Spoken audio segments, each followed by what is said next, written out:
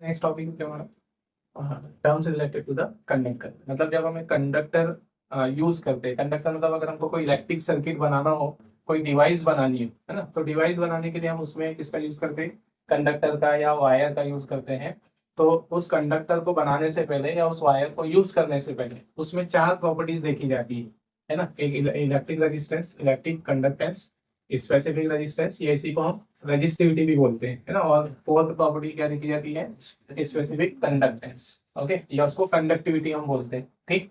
तो यहाँ पर जो इलेक्ट्रिक रेजिस्टेंस और इलेक्ट्रिक कंडक्टेंस है, ये किसकी प्रॉपर्टी है, कंडक्टर की। और ये जो नाम दो नीचे लिखे, स्पेसिफिक रेजिस्टेंस और स्पेसिफिक कंडक्टेंस, ये किसकी प्रॉपर्टी है, मटेरियल की प्रॉपर्टी, ठीक है। हम आगे पढ़ेंगे अभी एक एक करके, ठीक। चलिए ना, तो फर्स्ट हम यहाँ पर देख रहे हैं इलेक्ट्रिक रेजिस्टेंस, ठीक। इलेक्ट्रिक रेजिस्टेंस या उसको हम ओनली रेजिस्टेंस भी बोलते हैं, है ना। तो हमने उधर पढ़ा है कि जो कंडक्टर होता है ना, कंडक्टर में हमने करंट का फ्लो होना देखा है, उसमें इलेक्ट्रॉन की मोशन देखी है, ठीक। तो हमें पता है यहाँ पर कि कंडक्टर्स में, है ना, क्या होते हैं, दो चीजें होती हैं, एक पॉजिटिव आयंस होते हैं और दूसरा क्या रहेंगे उसमें, फ्री इलेक्ट्रॉन्स रहेगी, ठीक है। मतलब ये पॉजिटिव आयन बिल्कुल पास पास में रहेगी, क्लोज क्लोज रहेगी, है ना। हमको सबको पता है कि एटम बिल्कुल एकदम, है ना, ये रहते हैं, टच में रहते हैं, लेकिन अपने डायग्राम में सिर्फ बनाने के लिए इसको दूर बताया है, ठीक है। तो इस तरह से यहाँ पर कंडक्टर में दो चीजें, फ्री इलेक्ट्रॉन्स और पॉजिटिव आयंस रहेंगे, ठीक है। और जब हम इस पे क्या लगाते हैं, पोटेंशियल डिफरेंस लगाते हैं, तो हमने पढ़ा होगा कि पोटेंशियल डिफरेंस लगाने पे करंट, इलेक्ट्रॉन क्या होगा, एक्सीलरेट होगा, उसको एनर्जी मिलेगी और वो मोशन स्टार्ट करेगा, है ना। अब मोशन स्टार्ट करेगा, ठीक है, ड्रिफ्ट करेगा, तो ड्रिफ्ट करते हुए उसके पाथ में आने वाले किससे टकराएगा, पॉजिटिव आयन से, ठीक है। फिर वहां से फिर से एक्सीलरेट होगा, फिर पॉजिटिव आयन से टकराएगा। इस तरह से जो पॉजिटिव आयन से टकराते हुए क्या करेगा, लो पोटेंशियल से हाई पोटेंशियल की ओर ट्रेवल करेगा। तो हमने क्या देखा यहाँ पर कि इलेक्ट्रॉन के फ्लो में या चार्ज के फ्लो में, ठीक है, ये कंडक्टर क्या प्रोड्यूस करता है, डिस्टर्बेंस प्रोड्यूस करता है, ठीक है। मतलब करंट के फ्लो में, चार्ज के फ्लो में वो जो डिस्टर्बेंस प्रोड्यूस करेगा या जो ऑब्स्ट्रक्शन प्रोड्यूस करेगा, ठीक है, उसी को हम क्या बोलते हैं, उसका इलेक्ट्रिक रेजिस्टेंस, है ना। तो इलेक्ट्रिक रेजिस्टेंस थ्योरेटिकली क्या हो जाएगा, ऑब्स्ट्रक्शन या disturbance offered by the conductor, ठीक है, इन फ्लो ऑफ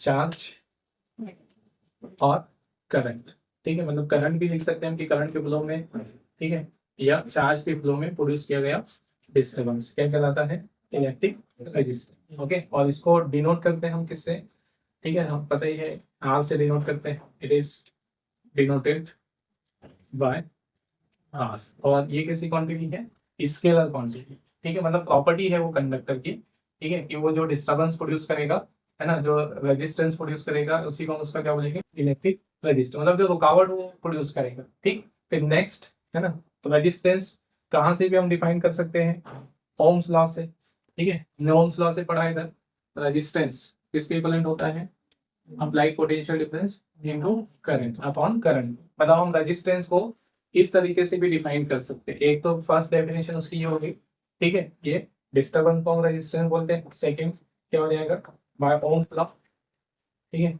तो इलेक्ट्रिक रेजिस्टेंस, इसके बेसिस पे डेफिनेशन लिख रहे हैं, क्या हो जाएगा, इलेक्ट्रिक या the ratio of applied potential difference, ठीक है, ratio of applied potential difference and current in conductor is called electric resistance, ठीक है। तो इलेक्ट्रिक रेजिस्टेंस को हम मैथमेटिकली भी डिफाइन कर सकते हैं, मतलब उसके फॉर्मूले के बेसिस पे उसकी डेफिनेशन, ठीक है। तो ये तो है हमारे पास रेजिस्टेंस। और फिर अगर हम किसी कंडक्टर पर, ठीक है, पोटेंशियल डिफरेंस अप्लाई करते हैं और उस पर करंट मेजर करते हैं और उनका रेशियो निकालते हैं, तो रेजिस्टेंस का जो फॉर्मूला हमारे पास निकल कर आएगा, ठीक है, वो होगा M L N E square upon E A, ठीक है। जहां पर एम क्या होगा, मास ऑफ इलेक्ट्रॉन, एल होगी लेंथ ऑफ कंडक्टर, एन होगा number of electron in per unit volume, E होगा इलेक्ट्रॉनिक चार्ज, ए होगा cross section area, N tau होगा रेजिस्टेंस टाइम, ठीक है। तो ये है रेजिस्टेंस का मेन फॉर्मूला, ठीक।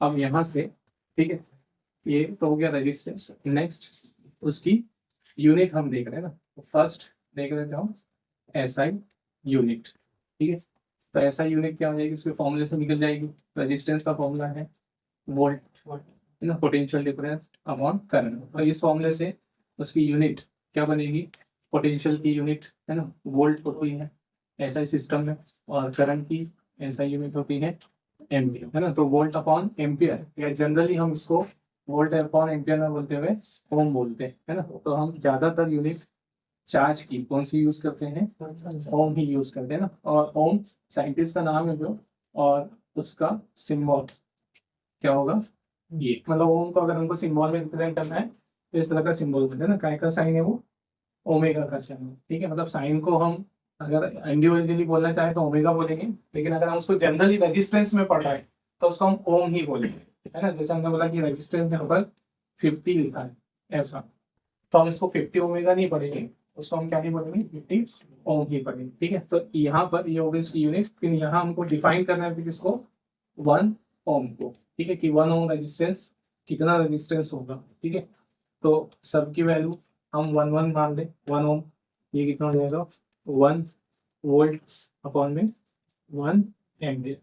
ठीक है, तो 1 ओम की डेफिनेशन, ये 1 ओम की पहचान क्या होगी कि किसी कंडक्टर पर ये 1 वोल्ट क्या है, अप्लाइड पोटेंशियल डिफरेंस, और ये क्या है, फ्लो होने वाली करंट। तो अगर हम किसी कंडक्टर पर 1 वोल्ट पोटेंशियल डिफरेंस अप्लाई करते हैं तो उसमें फ्लो होने वाली करंट अगर कितनी हो जाए, 1 एम्पियर हो जाए, तो कंडक्टर का रेजिस्टेंस कितना कहलाएगा, 1 ओम कहलाएगा, है ना। तो डेफिनेशन क्या बनेगी, if 1 ampere current is flows on applying the 1 volt potential difference, then resistance of conductor is called 1 ohm. ठीक है, तो यहाँ पर आप उसकी डेफिनेशन लिख लेना, फिर से मैं रिपीट कर देता हूँ, क्या हो जाएगा, if 1 ampere current is flows on applying the 1 volt potential difference, then resistance of conductor is called 1। ठीक है, तो यहाँ से जो ये तो हमने डेफिनेशन पढ़ ली उसकी। ठीक है, कि 1 ओम कितना रेजिस्टेंस होगा। ठीक है, अब हम इसको थोड़ा सा फील करना चाह रहे हैं। हमने बोला कि किसी कंडक्टर का रेजिस्टेंस कितना है, 1 ओम है। ठीक है, मतलब यहाँ पर उसको हम समझते भी इसका मतलब कि 1 ओम मतलब बड़ा रेजिस्टेंस होगा या छोटा रेजिस्टेंस होगा। ठीक है, तो अब देखो इसका मतलब क्या हुआ कि हमारे पास जो, ठीक है, एक क्या है, कंडक्टर। ठीक है, एक कंडक्टर है, उस कंडक्टर में हम क्या फ्लो करवाना चाह रहे हैं, करंट फ्लो करवाना चाह रहे हैं। और करंट फ्लो करने के लिए फिर हमको उस पर क्या लगाना पड़ेगा, पोटेंशियल डिफरेंस लगाना पड़ेगा। ठीक है, तो हमको पोटेंशियल डिफरेंस कितना लगाना पड़ता है, वो डिपेंड करता है करंट पे। हम पढ़ चुके हैं ओम्स लॉ, करंट है ना डायरेक्टली प्रोपोर्शनल होती है किसके, पोटेंशियल डिफरेंस के। मतलब हम जितनी करंट फ्लो करवाना चाहेंगे उसके अकॉर्डिंग हमको यहाँ पर क्या लगाना पड़ेगा, पोटेंशियल डिफरेंस। कम करंट फ्लो करने के लिए कम पोटेंशियल डिफरेंस में काम हो जाएगा, ज्यादा करंट के लिए ज्यादा पोटेंशियल डिफरेंस लगाना पड़ेगा। ठीक है, और दूसरा व्यू, ठीक, अब यहाँ देखें कि अगर हमको ये जो कंडक्टर है इसमें, ठीक, इसका रेजिस्टेंस कितना है, मान लो 1 ओम। ठीक, मतलब करंट जो किस पे डिपेंड करती है, किस पर डिपेंड करती है, इसके रेजिस्टेंस। इस कंडक्टर में कितनी करंट बनेगी वो डिपेंड करेगा इसके रेजिस्टेंस पे डिपेंड करेगा। ठीक है, तो अब हमको बोला कि इसका रेजिस्टेंस कितना है, 1 ओम, और हम इसमें कितनी करंट फ्लो करवाना चाह रहे हैं, हम इसमें 1 एम्पियर करंट फ्लो करवाना चाह रहे हैं। ठीक है, तो हमको यहाँ पर क्या अप्लाई करना पड़ेगा, पोटेंशियल डिफरेंस। हम बैटरी कनेक्ट करेंगे, पोटेंशियल डिफरेंस अप्लाई करेंगे, तो हमको यहाँ पर कितना पोटेंशियल डिफरेंस लगाना पड़ेगा, बैटरी का वोल्टेज कितना लगना पड़ेगा, है ना, कितना लगना पड़ेगा, 1 वोल्ट। ठीक, ये उसका मतलब है कि अगर हमारे पास कोई रेजिस्टेंस है, ठीक, जिस रेजिस्टेंस की वैल्यू 1 ओम है, और उसमें हम कितनी करंट फ्लो करवाना चाह रहे हैं, 1 एम्पियर करंट फ्लो करवाना चाह रहे हैं, तो हमको उस पर ज्यादा पोटेंशियल लगाने की जरूरत नहीं, 1 वोल्ट पोटेंशियल लगाकर हमारा काम हो जाएगा। ये उसका मतलब है। ठीक है, अब यहाँ से, ठीक, हमने मतलब क्योंकि अगर इसका रेजिस्टेंस कितना होता, 2 ओम होता, है ना, रेजिस्टेंस कितना होता, 2 ओम होता। ठीक, और हमको इसमें कितनी करंट फ्लो करवानी है, अब, ठीक है, कितनी ही करंट फ्लो करवानी है, 1 एम्पियर। तो फिर कितना वोल्टेज लगाना पड़ेगा, रेजिस्टेंस कितना है, 2 ओम है, करंट कितनी फ्लो करवानी, 1 ही फ्लो करवानी। ठीक, मतलब इस बार रेजिस्टेंस क्या हो गया, बढ़ गया, पोटेंशियल कितना लगाना पड़ेगा फिर।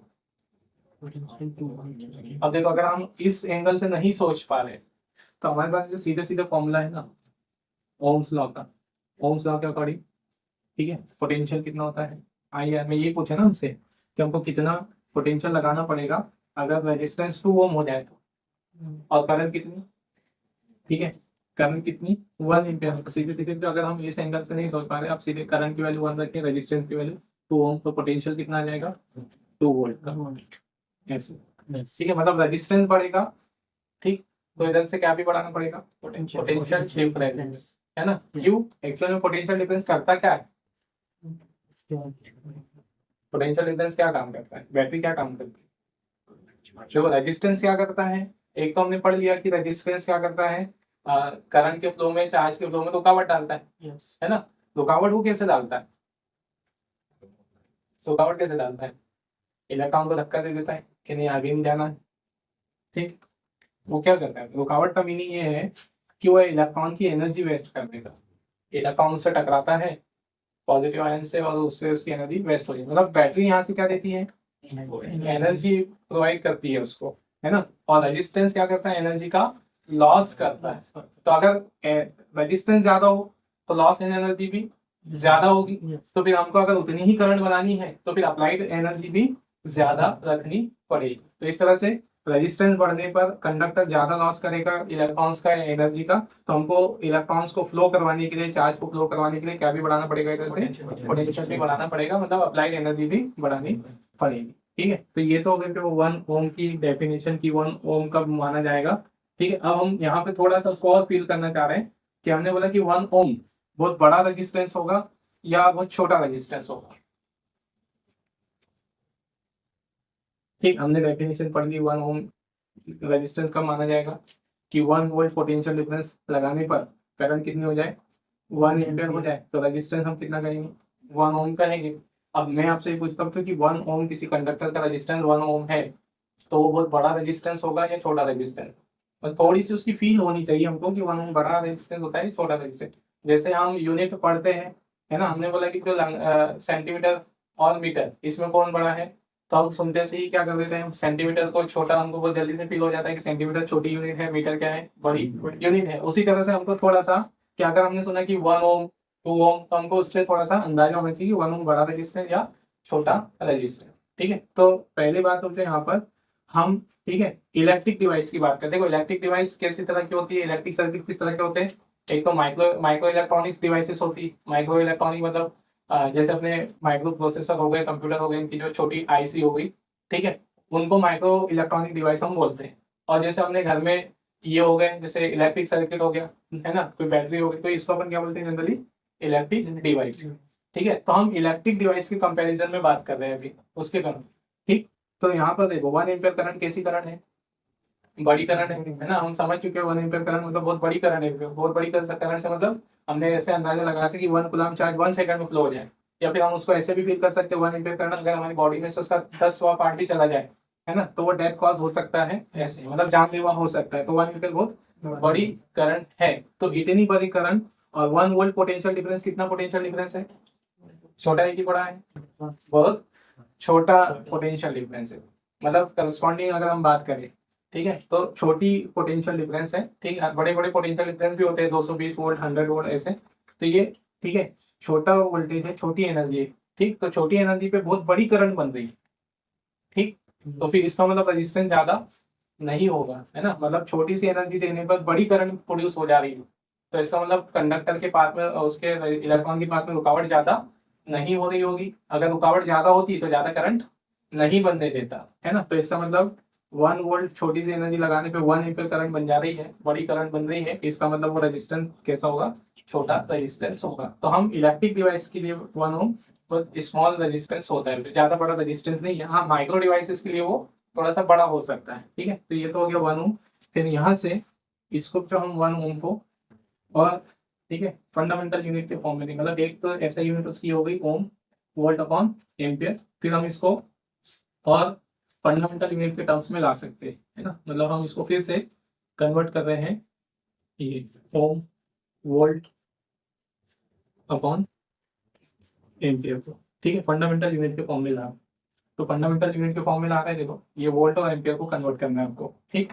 तो एम्पियर तो यहाँ ऑलरेडी क्या है फंडामेंटल यूनिट है, इसको चेंज करना है। वोल्ट, वोल्ट का फॉर्मूला मतलब पोटेंशियल डिफरेंस का फॉर्मूला क्या होता है, वर्क अपॉन चार्ज, है ना। तो हम वोल्ट को क्या लिख सकते हैं, जैसे इसकी यूनिट वोल्ट हो गई, इसकी यूनिट जूल अपॉन कूलम, तो वोल्ट को हम क्या लिख सकते हैं, जूल अपॉन क्या लिख सकते हैं, कूलम।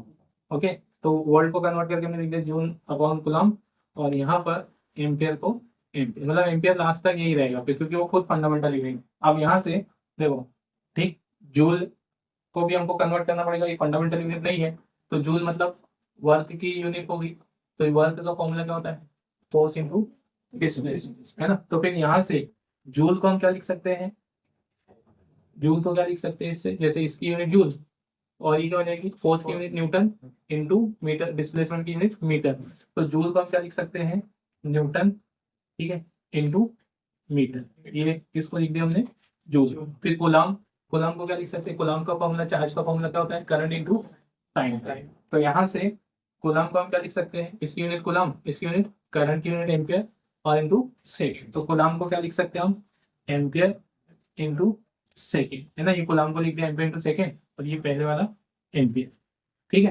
तो अब देखो यहाँ पर ये मीटर फंडामेंटल यूनिट है, एम्पियर फंडामेंटल है, सेकंड फंडामेंटल है, क्या फंडामेंटल नहीं है अभी, न्यूटन। तो न्यूटन को हमको फिर कन्वर्ट करना पड़ेगा, ठीक है। तो न्यूटन को हम और क्या लिख सकते हैं, न्यूटन मतलब किसकी यूनिट है वो, फोर्स की, है ना। तो फोर्स का फॉर्मूला क्या है, फोर्स का फॉर्मूला है मास इनटू एक्सेलरेशन से, है ना। तो यहाँ से हम न्यूटन को क्या लिख सकते हैं, मास की यूनिट इनटू एक्सेलरेशन की यूनिट, मास की यूनिट केजी और एक्सेलरेशन की मीटर पर सेकेंड, इसके ये हमने किसको लिख दिया, न्यूटन को लिख दिया यहाँ पे ना, किसको लिख दिया यहाँ पे, न्यूटन को लिख दिया, और इनटू में ये पहले जो मीटर है वो, ओके, और अपॉन में ये एम्पियर है, एम्पियर का स्क्वायर हो जाएगा, और ये सेकंड, ठीक है। तो यहाँ का सेकंड और एम्पियर का स्क्वायर, ठीक है। फिर इसको सिंप्लीफाई कर लो, यहाँ इनटू ही करना है केजी, ठीक है, मीटर का मीटर स्क्वायर हो जाएगा मल्टीप्लाई होने के बाद, और ये सेकंड अपॉन में आ जाएगा, तो सेकंड की पावर 3 और एम्पियर इसकी, ठीक है। तो ये हमारे पास उसकी तीसरी क्या है, एसआई यूनिट, 3 एसआई यूनिट हो गई हमारे पास, एक तो ये ओम, वोल्ट अपॉन एम्पियर, और तीसरी फंडामेंटल यूनिट के फॉर्म, ठीक है। और नेक्स्ट फिर इसका क्या जाएगा, डायमेंशनल फॉर्मूला, ठीक है।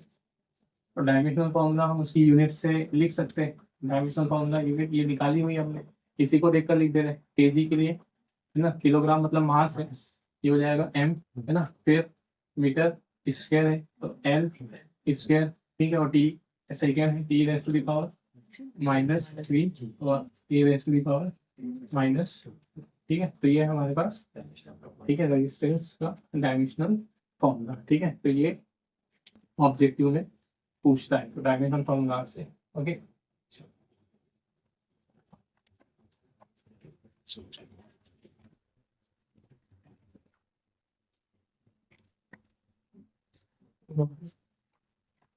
नेक्स्ट देखो, तो अभी हमने पढ़ा इलेक्ट्रिक रेजिस्टेंस ना, इलेक्ट्रिक रेजिस्टेंस पर नेक्स्ट क्वेश्चन ऐसे बनता है, डिफाइन द इलेक्ट्रिक रेजिस्टेंस है, right the factors affecting it, मतलब रेजिस्टेंस किन किन चीजों पर डिपेंड करता है, किन फैक्टर्स पर डिपेंड करता है, अब हमको एक्सप्लेन करना है ना। तो इलेक्ट्रिक रेजिस्टेंस की डेफिनेशन हम अभी देख चुके उधर, और उसका फॉर्मूला है ना ये होगा, ठीक, जहां पर एम क्या रहेगा, मास ऑफ इलेक्ट्रॉन, ई होगा इलेक्ट्रॉनिक चार्ज, एल होगा लेंथ ऑफ कंडक्टर, ए होगा cross section area, n number of electron per unit volume, n tau होगा रिलैक्सेशन टाइम, ठीक है।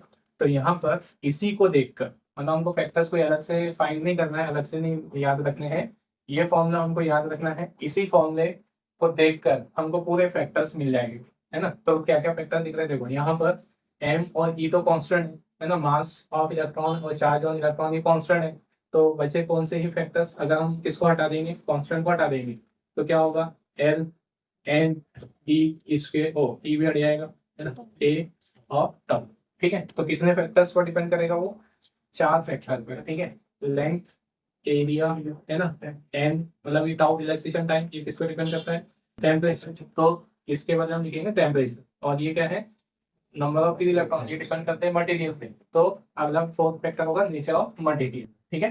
तो इस तरह से बस इसी को देखकर हमको 4 फैक्टर्स बना लेने हैं, ठीक, तो यहाँ पर ठीक उसको हम एक्सप्लेन कर रहे थे, क्या होगा पहला फैक्टर, ठीक है, फर्स्ट फैक्टर क्या होगा, लेंथ, है ना, रहेगा लेंथ ऑफ कंडक्टर। ठीक है, तो लेंथ ऑफ कंडक्टर पर किस तरह से डिपेंड कर रहा है, ठीक है, फॉर्मूले में दिख ही रहा है, कैसा होगा, डायरेक्टली प्रोपोर्शनल, है ना। तो मैं एक लिख देता हूँ यहाँ पर, क्या आ जाएगा, तो रेजिस्टेंस, ठीक है, resistance is remains directly proportional to the length of conductor, ठीक है, ऐसे, है ना। और यहाँ पर सिंबॉलिक में लिख देंगे हम उसको, resistance R proportional to L, ठीक है, ओके क्लियर। मतलब इसका मीनिंग क्या हुआ कि कंडक्टर की क्या बढ़ेगी, लेंथ इंक्रीज होगी, है ना। मतलब अगर हम दूसरे फैक्टर कांस्टेंट रखें, मतलब टेम्परेचर, मटेरियल, ठीक है, एरिया और सबको कांस्टेंट रखकर किसको चेंज करें, लेंथ को चेंज करें, तो उसका रेजिस्टेंस भी क्या होगा, चेंज होगा। मतलब लेंथ बढ़ेगी रेजिस्टेंस बढ़ेगा, लेंथ कम होगी रेजिस्टेंस कम होगा, है ना। और क्यों कम होगा, मतलब ये तो हमको मैथमेटिकली समझ रहा है प्रोपोर्शनल का मतलब, ठीक है। अब उसका फिजिकल रीजन भी हम आगे देखेंगे ना कि क्यों होता है, पहले हम फैक्टर्स देख लें, फिर उसके कारण भी समझेंगे कि कंडक्टर के अंदर ऐसा क्या होता है कि रेजिस्टेंस इंक्रीज और डिक्रीज होता है, ठीक है। फिर सेकंड फैक्टर है यहाँ पर, ठीक, ये एरिया या क्रॉस सेक्शन, ठीक है, cross section area of conductor, ठीक है। तो दूसरा फैक्टर क्या है, फॉर्मूले से ही मिल जाएंगे सारे, ओके। और इसमें भी कैसे डिपेंड कर रहा है, ठीक है ना, कैसे डिपेंड कर रहा है, इनवर्सली प्रोपोर्शनल, ठीक है। तो आप उसको वर्ड में आप लिख लोगे, मैं उस सिंबल में लिख देता हूँ ना। तो रेजिस्टेंस ऑफ कंडक्टर क्या होगा, inversely proportional to the cross section area of conductor, ठीक है। अब मतलब क्रॉस सेक्शन एरिया बढ़ेगा, ठीक है, तो रेजिस्टेंस क्या होगा, कम होगा। ये क्रॉस सेक्शन एरिया कम होगा तो रेजिस्टेंस बढ़ेगा। अब यहाँ से फिर इसको एक तरीके से और याद रखना, ठीक है, जैसे हमारे पास क्या है, रेजिस्टेंस, ठीक है, दो कंडक्टर है ना, एक दो कंडक्टर हम यहाँ बना रहे हैं एग्जाम्पल के लिए, ठीक है। तो अब देखो इसका क्रॉस सेक्शन एरिया क्या है, ये इसको हम छोटा से और छोटा बना देते हैं ऐसे, है ना, इस तरह से, ठीक। तो ये हमारा कंडक्टर है, इसके लिए ए क्या है, लेस कम है, लो है, ठीक है।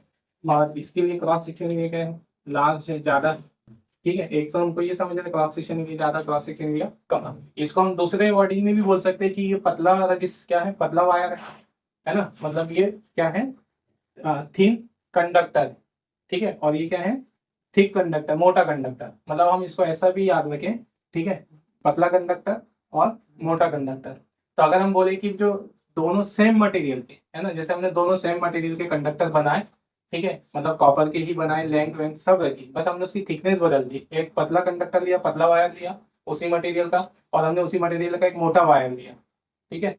तो भाई दोनों में रेजिस्टेंस किसका ज्यादा होगा, ठीक है, किसका ज्यादा होगा, इसका ए लो है ना, ए कम है तो रेजिस्टेंस ज्यादा होगा। मतलब थिन, इसको हम दूसरे वर्ड में क्या भी बोल सकते हैं, थिन कंडक्टर, ठीक है, पतला कंडक्टर।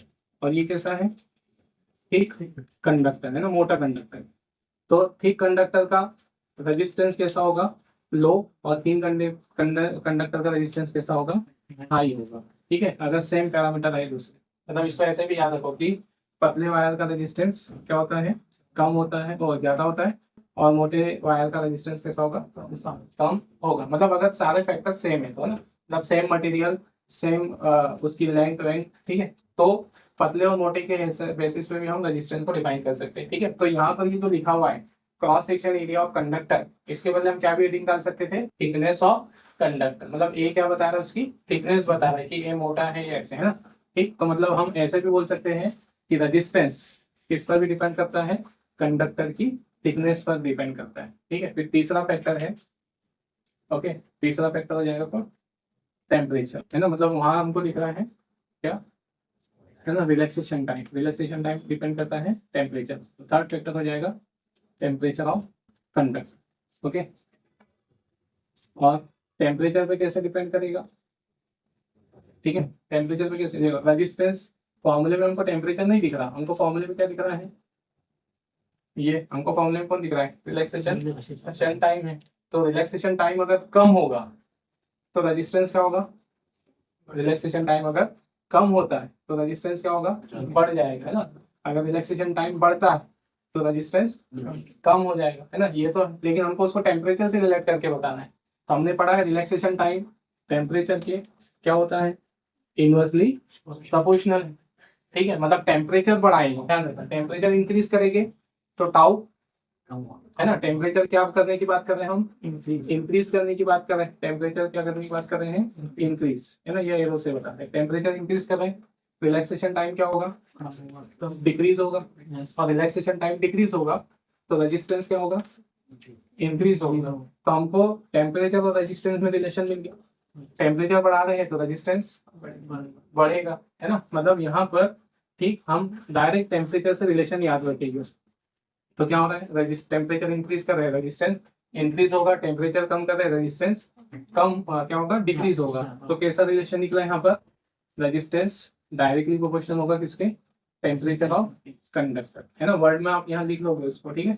अभी मतलब हम इसके रीजन भी समझेंगे, ठीक। अभी तो हम फैक्टर्स लिख रहे हैं, फिर इसके सबके कॉजेज देखेंगे कि लेंथ बढ़ाने पर ऐसा क्या होगा, फिर रेजिस्टेंस बढ़ेगा, ये सब, ठीक। फिर नेक्स्ट क्या है, ये नंबर ऑफ फ्री इलेक्ट्रॉन, है ना, पर यूनिट वॉल्यूम। तो number of free electron per unit volume किस पर करते हैं, मटेरियल में, ठीक है। तो अगला फैक्टर हो जाएगा मटेरियल ऑफ कंडक्टर, ठीक है। या फिर आप इसको एज इट इज भी लिख सकते हो, number of free electrons per unit volume, ठीक है। दोनों तरह से लिख सकते हो, है ना। ये हेडिंग भी डाल सकते हो, number of free electrons per unit volume, ठीक है।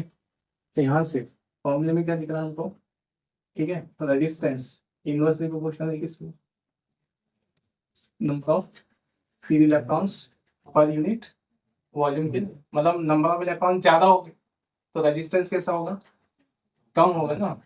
मतलब हम उधर बोलते हैं ना, जो जैसे हम आपने हमने ये पढ़ी है, ये कौन से, कंडक्टर, इंसुलेटर, ठीक है। तो कंडक्टर का रेजिस्टेंस कैसा होता है, अगर हम कंपेरेटिवली बात करें कंडक्टर के रेजिस्टेंस और इंसुलेटर के रेजिस्टेंस, तो इंसुलेटर का रेजिस्टेंस कैसा होता है, ज्यादा होता है। इंसुलेटर बोलती है ना उसको कि जिसका रेजिस्टेंस हाई होता है, कंडक्टर जिसका रेजिस्टेंस लो होता है।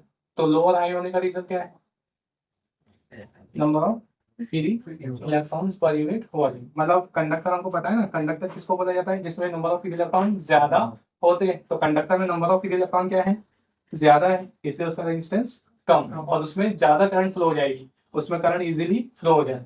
और इंसुलेटर में करंट क्यों नहीं जाती, तो इंसुलेटर में करंट क्यों नहीं जाती, क्योंकि इंसुलेटर में जो नंबर ऑफ फ्री इलेक्ट्रॉन्स कैसे होते हैं, बहुत ही लो होते हैं, या नेग्लिजिबल होते हैं, बहुत कम होते हैं। तो एन इसके लिए बहुत कम होगा, तो उसके लिए रेजिस्टेंस कैसा होगा, हाई होगा, है ना। तो इस तरह से ये मतलब सीधे सीधे कहें, आप इस वर्ड में भी लिख सकते हो कि रेजिस्टेंस डायरेक्टली इनवर्सली प्रोपोर्शनल होगा number of free electron per unit volume के। या फिर number of free electron per unit volume ना लिखते हुए ये किसको इंडिकेट करता है, मटेरियल ऑफ कंडक्टर। तो अगर हम सेम टेम्परेचर पे, है ना, ऐसे लिख देंगे हम द रेजिस्टेंस, ठीक है। इसको इस तरह से भी इस लैंग्वेज में लिख सकते, रेजिस्टेंस ऑफ, ठीक है, conductors at conductor of same dimension at, मतलब हम इसको क्या भी लिख सकते हैं, मतलब एक तो ये वाली वर्डिंग में, या इसको बुक्स में जो अलग लैंग्वेज में भी लिखते हैं, मैं वो लैंग्वेज में लिख देता हूँ, ठीक है। इसको तो आप लिख ही लोगे, क्या लिख दोगे, तो रेजिस्टेंस क्या होगा, inversely proportional to the number of free electrons per unit volume. ये इसको अदर वर्ड में भी हम लिख सकते हैं, द रेजिस्टेंस ऑफ, ठीक है, resistance of conductor of different material, conductor of different material, ठीक है। और कैसे कंडक्टर ले, आइडेंटिकल, है ना। आइडेंटिकल मतलब उनकी length, cross section area same. तो resistance of identical conductor of different material at same temperature, में डिफरेंट, ठीक है, मतलब उनका रेजिस्टेंस भी कैसा रहेगा, डिफरेंट रहेगा, है ना। तो इस फैक्टर्स के बारे में फिर आप या तो ये लैंग्वेज यूज कर सकते हैं या फिर इसी को एज इट इज वर्ड में लिखो, ठीक है। तो ये तो हो गए उसके फैक्टर्स अफेक्ट करने वाले, है ना। अब यहाँ पर ठीक है, उसके रीजन हम देख रहे हैं, उसके कॉजेस कि ठीक है, लेंथ बढ़ाने पे ऐसा क्या होगा, क्रॉस सेक्शन एरिया बढ़ाने पर ऐसा क्या होगा, ठीक है। तो देखो, हमने फैक्टर्स तो हमको समझ में आ गया, इफेक्ट भी समझ में आ गया। अब हमारे पास जो कोई कंडक्टर है, ठीक है, यहाँ सबसे पहली बात तो ध्यान रखें कि कंडक्टर में रेजिस्टेंस क्यों प्रोड्यूस हो रहा है ना। रीजन हम देख चुके हैं, कंडक्टर में रेजिस्टेंस क्यों प्रोड्यूस हो रहा है, क्योंकि फ्री इलेक्ट्रॉन जब कंडक्टर के अंदर ट्रेवल करेगा लो से हाई पोटेंशियल की ओर, तो वो पॉजिटिव आयन से क्या करेगा, टकराएगा, है ना, कोलाइड करेगा, कॉलिजन होगा, ठीक। मतलब मेन रीजन हम कहें, ठीक है, यहाँ पर रेजिस्टेंस का मेन रीजन क्या है, इलेक्ट्रॉन का पॉजिटिव आयन से टकराना या इलेक्ट्रॉन का पॉजिटिव आयन से कॉलिजन। तो इलेक्ट्रॉन की अगर कॉलिजन बढ़ जाएगी, है ना, टक्कर बढ़ जाएगी, है ना, कॉलिजन बढ़ जाएगी, तो रेजिस्टेंस भी क्या होगा, बढ़ जाएगा। जैसे मान लो ये इलेक्ट्रॉन यहाँ से यहाँ तक चलने में 10 बार ही कोलाइड करता है, ठीक, और ये इलेक्ट्रॉन यहाँ से चलने में 100 टाइम्स कोलाइड कर देता है, तो ज्यादा एनर्जी किस में लॉस होगी, 100 कॉलिजन। तो ज्यादा रेजिस्टेंस किसके लिए होगा, 100 कॉलिजन के। तो मतलब यहाँ पर रेजिस्टेंस इंक्रीज और डिक्रीज होने का एक ही रीजन है।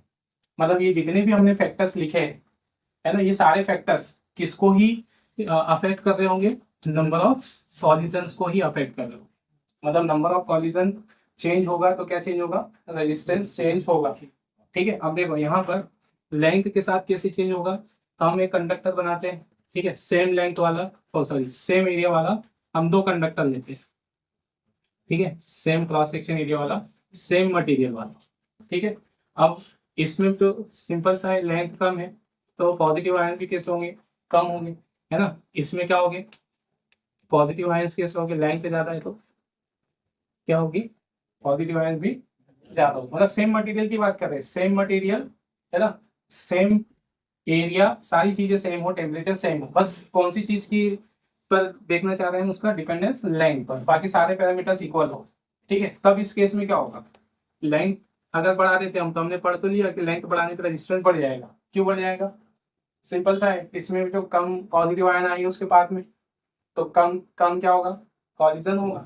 और इसमें लेंथ बढ़ा देंगे तो लेंथ बढ़ाने पे क्या होगा, ज्यादा पॉजिटिव आयन आएंगे उसके पास, तो कॉलिजन भी कैसे होंगे, ज्यादा होगी, है ना। मतलब लेंथ बढ़ने पर ऐसा क्या हो जाता है, तो लेंथ बढ़ने पर क्या हो जाता है, कंडक्टर के अंदर number of collision of electron, positive ion क्या हो जाते हैं, इंक्रीज हो जाते हैं। तो पॉजिटिव आयन के साथ कॉलिजन बढ़ने पर क्या चेंज हो जाएगा, उसका रेजिस्टेंस इंक्रीज हो जाएगा, ठीक है। फिर दूसरा फैक्टर हमने लिखा यहाँ पर एरिया। अब एरिया के साथ हमको रेजिस्टेंस का चेंज तो पता है कि एरिया बढ़ाने पर रेजिस्टेंस कम हो जाएगा, एरिया कम करने पर रेजिस्टेंस बढ़ जाएगा। क्यों बढ़ जाएगा, है ना, इफेक्ट तो पता है। अब उसका फिजिकल रीजन देखेंगे यहाँ पर, जैसे हमने ये कोई कंडक्टर लिया है, ठीक है, इस तरह से, ओके, मतलब सेम लेंथ वाला, सेम मटेरियल वाला, और इसके अंदर, ठीक, मतलब लेंथ भी सेम है और मटेरियल भी सेम है, टेम्परेचर भी सेम। अब इसी का हमने इसी कंडक्टर को, ठीक है, थोड़ा सा ब्रॉड बना दिया, है ना, उसका मोटाई बढ़ा दी, ठीक, मतलब लेंथ भी चेंज नहीं की, लेंथ वही है, यहाँ पर भी एल लेंथ है, यहाँ पर भी एल लेंथ है, बस हमने उसकी थोड़ी सी क्या बढ़ा दी, मोटाई बढ़ा दी, है ना, थिकनेस बढ़ा दी। तो यहाँ पर क्या चेंज आएगा, नंबर ऑफ इलेक्ट्रॉन तो इसमें भी उतनी ही रहेगी, क्योंकि हमने मटेरियल की लंबाई अमाउंट नहीं बढ़ा है, मटेरियल उतना ही लिया है, मटेरियल भी सेम है, ठीक है, सब सेम है, टेम्परेचर भी सेम है, बस हमने क्या किया है, उसका एरिया इंक्रीज है बस। तो जैसे यहाँ 100 इलेक्ट्रॉन थे, 100 पॉजिटिव आयन, यहाँ पर भी क्या ही होंगे, 100 पॉजिटिव आयन ही होंगे, है ना। लेकिन यहाँ पर जो उस 100 पॉजिटिव आयन के लिए फैलने के लिए, डिस्ट्रीब्यूट होने के लिए क्या बढ़ जाएगा, एरिया, स्पेस ज्यादा हो जाएगा। तो यहाँ पर इलेक्ट्रॉन जो पहले ज्यादा टकराते चल रहा था, है ना, ऐसे, अब क्या होगा, कम टकराएगा, कम टकरा कर ही वो पार हो जाएगा। तो यहाँ पर अगर हम एरिया बढ़ाते हैं, तो एरिया बढ़ाने से क्या होता है, नंबर ऑफ कॉलिजन्स कम हो जाते हैं, इसलिए रेजिस्टेंस क्या होगा, कम हो जाएगा, है ना। तो ये तो एरिया के साथ समझ में आएगा। अब क्या है, टेम्परेचर बढ़ाने पर ऐसा क्या होगा, मतलब अब लेंथ भी वही है, ठीक है, कंडक्टर की लेंथ भी चेंज नहीं कर रहे हम, ठीक है, क्रॉस सेक्शन एरिया भी चेंज नहीं कर रहे, ठीक, मटेरियल भी चेंज नहीं कर रहे। मतलब अगर इसमें 10 इलेक्ट्रॉन 100 इलेक्ट्रॉन है तो 100 ही रहेंगे, 100 पॉजिटिव आयन होना है तो 100 पॉजिटिव आयन ही रहेंगे। तो फिर नंबर ऑफ पॉजिटिव आयन भी नहीं बढ़े, ठीक है, नंबर ऑफ इलेक्ट्रॉन भी नहीं बढ़े, तो फिर भी रेजिस्टेंस क्या होगा, इंक्रीज हो जाएगा, किसके साथ, टेम्परेचर के साथ।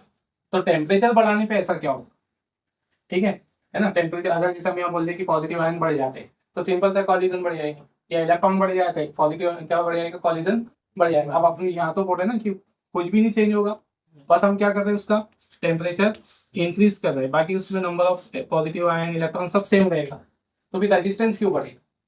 तो यहाँ रेजिस्टेंस किस तरह से बढ़ेगा वो देखो, ठीक है, रीजन तो कॉलिजन ही रहेगी, रेजिस्टेंस बढ़ने का रीजन क्या ही रहेगा यहाँ पर, नंबर ऑफ कॉलिजन ही बढ़ना। अब कॉलिजन बढ़ेंगे कैसे, ठीक है, कॉलिजन बढ़ेंगे कैसे देखो, जैसे नॉर्मल टेम्परेचर, ठीक है, हमको पता है जो कि जो मटेरियल होते हैं, मटेरियल के अंदर जैसे मटेरियल हमारा 3 स्टेट में होता है, सॉलिड, लिक्विड और गैस में होता है। तो हमको पता है गैस में मॉलिक्यूल्स क्या करते हैं, है ना, गैस के अंदर मॉलिक्यूल क्या करते हैं, मोशन में रहते हैं, है ना, और ट्रांसलेशन मोशन करते हैं। लिक्विड होती है, लिक्विड में भी क्या करते हैं, मोशन में ही रहता है। और सॉलिड में, सॉलिड में क्या होते हैं, मोशन करते हैं कि नहीं करते, सॉलिड में मॉलिक्यूल्स मोशन करते हैं या नहीं करते, गैस में करते हैं, ये तो सबको पता है, इजी समझ में आता है। और दूसरा क्या में, लिक्विड में करते हैं, है ना, लिक्विड फ्लो होते ही रहता है, ठीक है। और अगला क्या है, सॉलिड में करते हैं कि नहीं करते, सॉलिड के अंदर, ठीक है, क्वेश्चन ये है कि सॉलिड के अंदर जो एटम्स होते हैं या जो मॉलिक्यूल्स होते हैं वो मोशन में रहते हैं कि रेस्ट कैसे रहते हैं, ठीक है। तो सॉलिड के अंदर भी जो, ठीक है, मतलब किसी भी स्टेट में हो मटेरियल, कोई भी स्टेट में हो, ठीक है, सॉलिड के अंदर भी, ठीक है, कंडक्टर, सॉरी एटम्स किस में ही रहते हैं, मोशन में ही रहते हैं, वाइब्रेशनल मोशन में। वहाँ पे वो ट्रांसलेशनल मोशन नहीं करते, एक जगह से दूसरी जगह उठकर नहीं जाते, ठीक है, मतलब क्या करते रहते हैं, अपनी मीन पोजीशन पर। जैसे ये एटम है ना, तो ये एटम यहाँ पर, अगर ये गैस होती है ना, अगर ये गैस होता, कंटेनर होता, तो गैस में मॉलिक्यूल इधर का इधर, इधर का उधर घूमते रहता। अगर ये लिक्विड होता है तो लिक्विड में भी घूमते रहता है। लेकिन अगर ये क्या है, सॉलिड है, तो सॉलिड में जो एटम्स हैं, मॉलिक्यूल जो है, वो ट्रांसलेशनल मोशन नहीं करते, अपनी जगह नहीं छोड़ते, लेकिन क्या करते हैं, वाइब्रेशन करते हैं, अपनी मीन पोजीशन पर क्या करते रहेंगे, वाइब्रेशन। मतलब सभी एटम क्या करेंगे, वाइब्रेशन करते रहेंगे, मतलब अपनी मेन पोजीशन की जगह नहीं छोड़ेगी, लेकिन सारे एटम वहां पर क्या करते रहेंगे, ऐसे वाइब्रेट होते रहेंगे। अब ठीक है, अगर हम इसका क्या बढ़ाते हैं, है ना, जैसे ये नॉर्मल स्टेट में, नॉर्मल टेम्परेचर पे, यहीं पे इस तरह से इतने एम्पलीट्यूड से क्या कर रहे हैं, ऑसिलेट कर रहे हैं, यही मतलब इस तरह से यहीं के पास में ऑसिलेट कर रहे हैं। अब अगर हम इनका क्या बढ़ा दें, टेम्परेचर बढ़ा दें, है ना, मटेरियल का हम क्या कर देते हैं, टेम्परेचर इंक्रीज कर देते हैं, टेम्परेचर इंक्रीज कर देते हैं, मतलब हम उसको क्या दे रहे हैं, हीट दे रहे हैं। और हीट एक तरह की क्या है, एनर्जी है, तो हम उसको एनर्जी अगर दे रहे हैं, तो एनर्जी देने पे क्या होगा कि ये एटम्स के जो ऑसिलेशन है, वाइब्रेशन है, उसका एम्पलीट्यूड क्या होगा, बढ़ जाएगा, है ना। मतलब ये तो अपने मैंने सिर्फ दिखाने के लिए दिया, इतना बड़ा एम्पलीट्यूड नहीं बढ़ेगा उसका, ठीक है, बस समझ जाने कैसे। तो एम्पलीट्यूड क्या होगा उसका, पहले की रिस्पेक्ट में, अगर मान लो पहले ऐसे ऐसे वाइब्रेट हो रहा है पास के पास, तो अब अगर हमने टेम्परेचर बढ़ाया तो उसका ऑसिलेशन क्या होगा, बढ़ेगा, उसके एम्पलीट्यूड क्या होगा, बढ़ जाए। तो टेम्परेचर बढ़ाने पर एटम के ऑसिलेशन का या वाइब्रेशन का एम्पलीट्यूड क्या होता है, बढ़ जाए। अब उससे रेजिस्टेंस कैसे इफेक्ट होता है, हमको तो रेजिस्टेंस पे इफेक्ट देखना था, है ना, कि टेम्परेचर के कारण, टेम्परेचर चेंज होने के कारण रेजिस्टेंस कैसे चेंज होता है, ठीक है। तो यहाँ पर देखो, जैसे हम कंडक्टर की बात कर रहे हैं, कंडक्टर नॉर्मल टेम्परेचर पे है ना, और ये उसके अंदर क्या है, पॉजिटिव आयन, है ना, ये पॉजिटिव आयन है, और ये इलेक्ट्रॉन क्या करता है, ऐसे जा रहा है, ठीक, ये मतलब क्या करता है, नॉर्मल टेम्परेचर की बात। तो ये क्या कर रहा होगा, एटम में पॉजिटिव आयन है, तो पॉजिटिव आयन क्या कर रहा होगा, ऑसिलेट करेगा, सभी पॉजिटिव आयन क्या करेंगे, ऑसिलेट करेंगे। तो अभी ये ऑसिलेशन कर रहा है ऐसे धीरे धीरे कम टेम्परेचर पे, और ये इलेक्ट्रॉन ऐसे वहां से जा रहा है, ठीक है। तो इसके ऑसिलेशन कम है, इलेक्ट्रॉन इससे बिना टकराए क्या हो गए, पास हो गया ना, मतलब इसके ऑसिलेशन का उस पर कोई इफेक्ट नहीं हुआ, वो उससे बिना टकराए निकल गया। लेकिन अब अगर हम इसका क्या बढ़ा दे, टेम्परेचर बढ़ा दे मटेरियल का, तो इसके ऑसिलेशन क्या हो जाएंगे, बढ़ जाएंगे, एम्पलीट्यूड बढ़ जाएगा। तो जैसे पहले वो उसके पास में नहीं आ रहा था लो टेम्परेचर पे, अब हमने टेम्परेचर बढ़ा दिया, तो क्या होगा कि अब वो किसके पास में आ जाए, इलेक्ट्रॉन के रास्ते में आ जाएगा, इलेक्ट्रॉन के पाथ में आ जाएगा। पहले नहीं आ रहा था, कम कम एम्पलीट्यूड कर रहा था, अब जैसे ही टेम्परेचर बढ़ा तो उसका एम्पलीट्यूड क्या हो गया, बढ़ गया, तो वो इलेक्ट्रॉन के रास्ते में आ जाएगा और इलेक्ट्रॉन उससे कोलाइड कर जाएगा। तो इस तरह से टेम्परेचर बढ़ने से, है ना, रेजिस्टेंस कैसे बढ़ता है। तो टेम्परेचर बढ़ने से रेजिस्टेंस बढ़ने का रीजन क्या है, उनके एटम्स का क्या बढ़ जाना, वाइब्रेशन बढ़ जाना। वाइब्रेशन का एम्पलीट्यूड बढ़ने से क्या ही बढ़ेगा, उसका कॉलिजन ही बढ़ेगा। मतलब जितने भी रीजन हमने यहाँ पर लिखे हैं, 4 फैक्टर लिखे हैं, ये चारों फैक्टर डायरेक्टली और इनडायरेक्टली किसको ही इंक्रीज कर रहे होते हैं, नंबर ऑफ कॉलिजन्स को ही इंक्रीज कर रहे होते हैं, या नंबर ऑफ कॉलिजन को ही अफेक्ट कर रहे होते हैं। उसी से क्या होगा, रेजिस्टेंस अफेक्ट करेगा, है ना। तो ये तो सिर्फ हमारी समझने के लिए था, एग्जाम में इतने कॉजेस ये सब नहीं लिखना पड़ते। एग्जाम में तो ये जितना लिखा हुआ है ना बोर्ड पर, उतना ही लिखना पड़ता है। सिर्फ फैक्टर्स लिखने होते हैं, फैक्टर्स यहाँ पर लिखे हुए हैं। कुछ फैक्टर्स मैंने पूरे नहीं लिखे, थ्योरी नहीं लिखे, उसमें आप लिख लोगे, मैंने सिंबॉलिक नहीं लिखा है यहाँ पे, है ना, वर्ड में आप लिख लोगे उसको, ठीक है। तो ये सब फैक्टर्स अफेक्टिंग द रजिस्टर, और ये भी इंपॉर्टेंट क्वेश्चन है ना, एग्जाम में पूछता है 3 मार्क्स का।